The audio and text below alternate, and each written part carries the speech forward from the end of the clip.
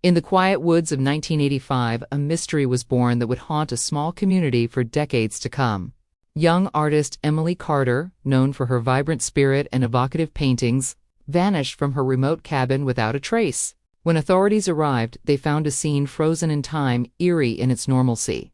A half-finished canvas sat on her easel, depicting a storm gathering over the familiar local landscape.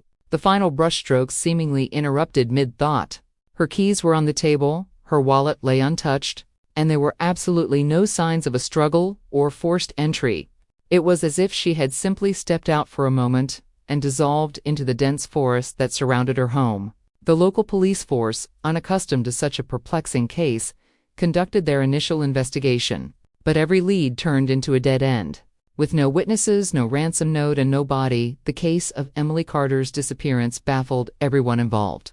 Before long, the search efforts wound down, the media attention faded, and her file was quietly shelved, destined to become one of the town's most enduring and chilling cold cases. For over 30 years, the story of the vanished artist became a somber piece of local folklore, a ghost story whispered among residents. While the world moved on, one person refused to let Emily's memory fade into obscurity. Her sister, Margaret Holloway, became the sole keeper of her flame. Year after year, Margaret tirelessly campaigned to keep the investigation alive, granting interviews, putting up posters, and personally appealing to the police department to revisit the case. She meticulously preserved Emily's cabin just as it was, a heartbreaking shrine to a life cut short. For Margaret, hope was a relentless, painful companion.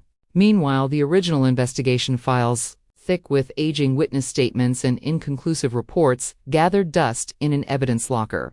The yellowed pages contained the last known details of Emily's life, a paper tomb holding a puzzle that no one had been able to solve. To the authorities, it was a cold case among many, but to Margaret, it was a wound that would never heal, an unanswered question that echoed through the silence of the passing decades.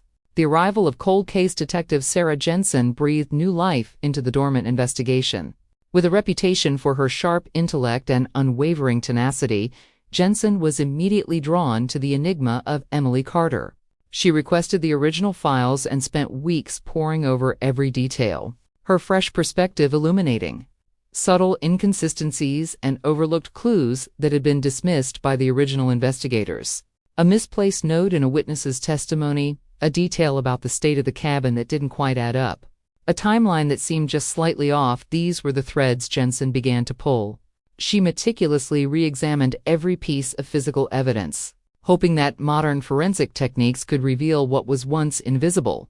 Her investigation led her to re-interview the handful of surviving witnesses, whose memories, softened and distorted by time, sometimes yielded new fragments of information.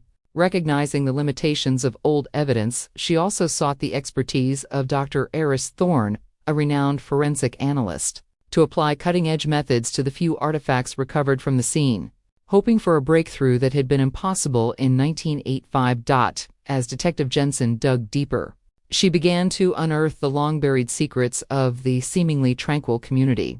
Her investigation revealed a web of forgotten connections and hidden animosities that had simmered beneath the surface at the time of Emily's disappearance. She discovered that Emily, despite her reclusive nature, was entangled in the lives of several key town figures in ways the initial investigation had completely missed. A property dispute with a powerful local family, a clandestine relationship, a falling out with a fellow artist. Revelation added another layer of complexity to the case. These new leads painted a picture of a young woman who was not just a passive victim, but an active player in a drama with hidden stakes. Tantalizing clues emerged from the most unexpected places. A cryptic entry in a forgotten journal, an offhand comment from an elderly resident, a re-examination of Emily's last painting that suggested a hidden message.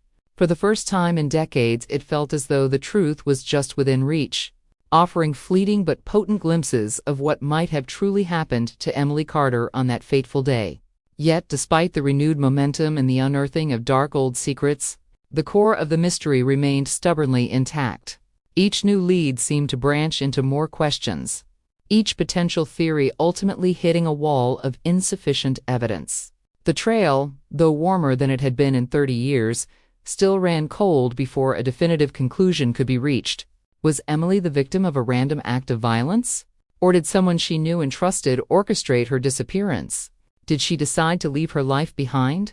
Or was she silenced to protect a dark secret within the community? The case of Emily Carter, reopened with so much promise, remains officially unsolved. The final truth is still lost to time. Shrouded in the silence of the woods that surround her abandoned cabin, we are left only with the haunting image of her unfinished painting and the poignant, unanswered question that has lingered for a lifetime. What truly became of Emily Carter?